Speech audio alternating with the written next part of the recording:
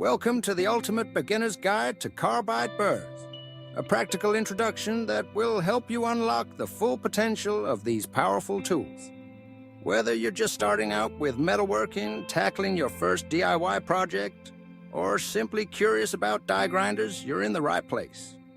Today, we'll explore the basic shapes of carbide burrs, their common uses, and how to properly attach them to a die grinder. By the end, you'll have the confidence to get started and achieve professional results on your own projects. Carbide burrs are versatile rotary cutting tools, designed for shaping, grinding, and removing material from hard surfaces like metal, wood, plastics, and even stone. They're made from tungsten carbide, a material much tougher than steel, which means they can handle demanding tasks and maintain their sharpness for a long time. Burrs come in various shapes, each tailored for specific jobs and techniques. Let's break down the most common shapes you'll encounter as a beginner. First up is the cylindrical carbide burr. As the name suggests, this burr has a straight, cylinder-like shape.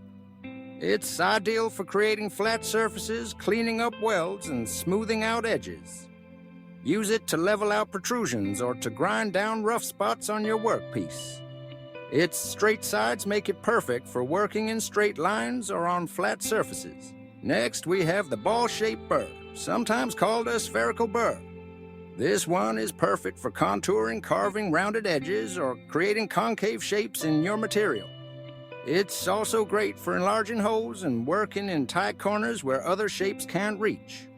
The ball shape allows for smooth, sweeping movements, making it an essential tool for anyone who wants to add intricate detail or smooth curves to their projects. Finally, the cone-shaped burr features a tapered, pointed design. This shape excels at deburring holes, beveling edges, and working in tight, hard-to-reach areas. The pointed tip lets you access deep grooves and corners, while the sloped sides can be used for chamfering or shaping angled cuts.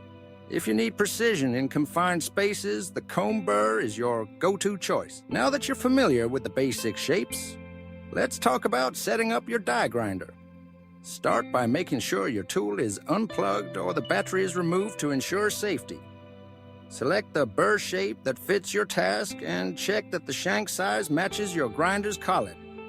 Most die grinders use a 1/4 inch shank, but double-check your model.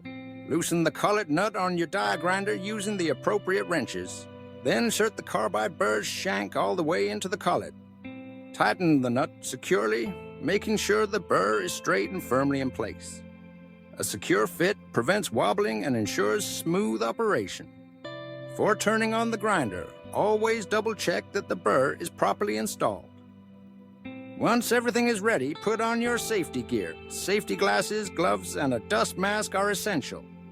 When you power on the die grinder, hold it with a steady grip and let the burr reach full speed before contacting the workpiece. Use light, controlled pressure. Let the burr do the work rather than forcing it. Practice on scrap metal first to get a feel for the tool's movement and control. With a bit of practice, you'll quickly see how each burr shape produces different results. If you found this guide helpful, make sure to subscribe for more practical tips and tutorials. And we'd love to hear from you. Have you tried out carbide burr tools yet? Leave a comment below to let us know about your experience, or if you have any questions. Thanks for joining us, and happy grinding!